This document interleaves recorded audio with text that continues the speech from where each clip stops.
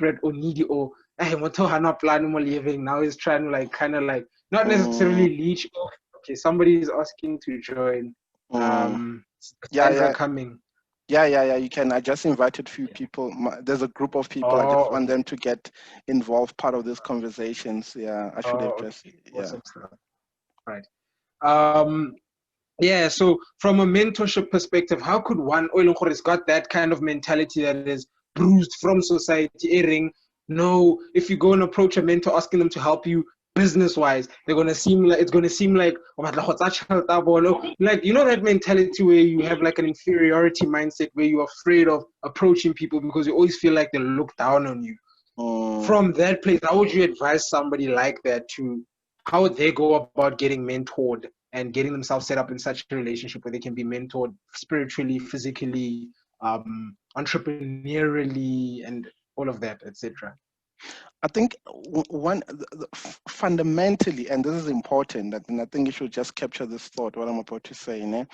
You should always look at your environment, where you are, right? So you should find a set of groups, you should find a set of organizations that you subscribe to, that you belong to. So firstly is the environment, right? So I will look at from my own context to say that what are the kind of environment that I'm looking for. One is that I wanted to pursue in business. I wanted to pursue in teaching. I want to pursue in ministry leadership, right? So I found and identified, right? So find and identify groups of organizations that you can belong to and participate and volunteer and serve.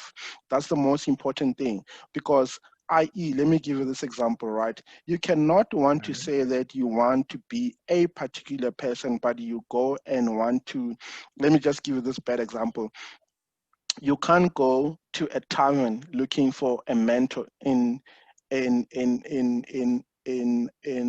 ministry.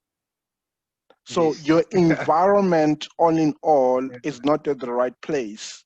So you need to identify an environment where you can be free first as a person, understand, an environment that subscribes to something that speaks to your values, your beliefs, right? So I personally get attracted to such organizations and such platforms.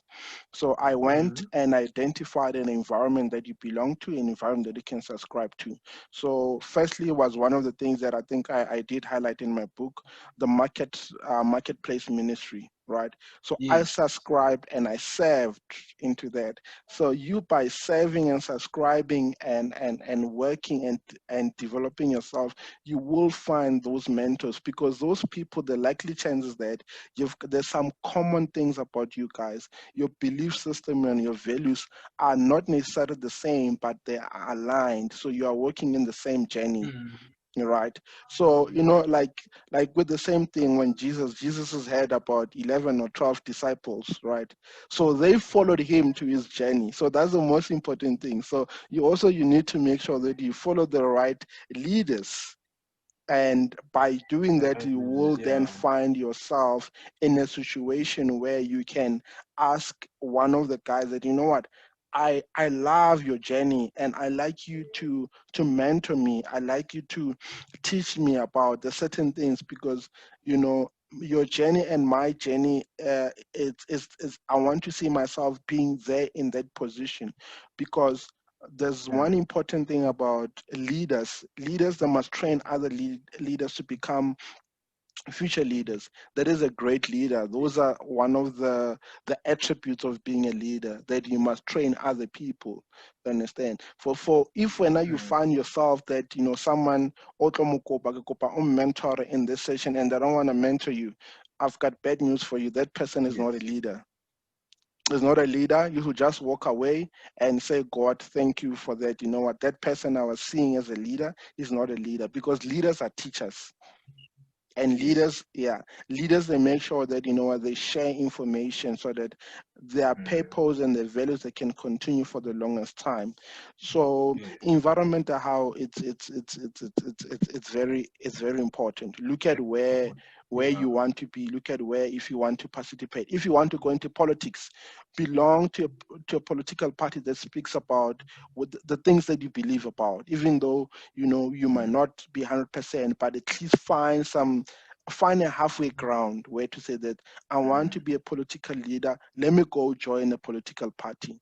Then you go, when you look at that political party, you go and identify. Once you identify, you understand what is their value, what is their purpose, and what is their mission, what do they stand for as a party and all that. So you go and now you want to belong to a certain church organization. You first understand what are their goals, what is their strategy, what is their mission, where they've been in the last 5 years, and where they are now and where they are going.